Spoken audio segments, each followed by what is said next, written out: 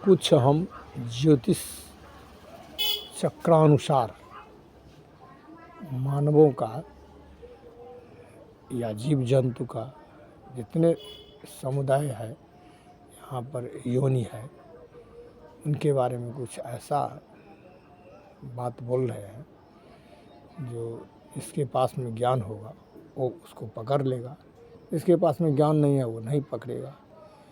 हम पूर्व जन्म में जो कुछ कर चुके हैं अनुचित कर्म या सुकर्म, उसी के अनुसार मनुष्य को योनि बदलता है। मानव योनि हो या श्वान का यानी कुत्ता का योनि हो, भेड़ी का योनि हो, या मुर्गी का योनि हो, या पट्ठा का योनि हो, या जो कोई योनि हो। देखिए हम भी जीव है और वो जो है तो इसको छागर कहते हैं या पट्ठा कहते हैं, अब बहुत कहने वाला जिसका जो भाषा है वो कहते हैं, लेकिन वो भी तो एक जीव है। लेकिन उसका देखिए वो क्यों कटता है, हम मानव ही उसको काटते हैं। क्यों? तो ज़रूर वो पिछले जन्म में दुष्कर्म किया है, लेकिन क्या मानव उससे वंचित हो सकता है? नहीं, उसको भी वैसे ही वो भोगना पड़ेगा, क्योंकि वो तुम्हारे साथ तो कुछ गलती नहीं किया है वो अपने कर्म का भोग भोगता है, लेकिन तुम जो उसको दंड देता है, ये दंड हुआ जिसको काट देते हो, तो तुम भी फिर अगले जन्म वही जीव जिसको तू काटे हो, फिर वही जीव किसी न किसी रूप में माने जन्म लेगा और तुमको जो है सो फिर वैसे ही जैसे तुम किया है वैसे ही। तो यहाँ ये संसार ऐसा है कि जैसा कर्म करोगे वैसा फल होगे।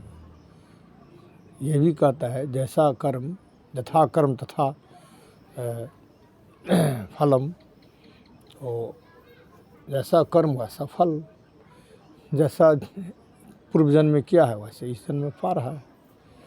यही लोग नहीं समझ रहा है, हाय हाय, और चाहता है हम कितने को जो है अनुचित कर्म के द्वारा हम अपने माने धन को या सुख सुविधा हम अपने आप में ले लें।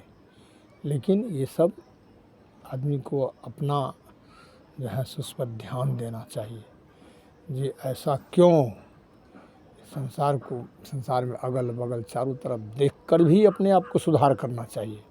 देखिए ये व्यक्ति जो है से ज़िंदगी में सामने में कितना अनुचित कर्म किया, उसका फल क्या भोग रहा है, इससे भी तो सुधार करना चाहिए। लेकिन नहीं, वो ये होता है, ये युवा अवस्था ही जो है इतना माने घातक है जो इसको लोग संभाल नहीं सकता है।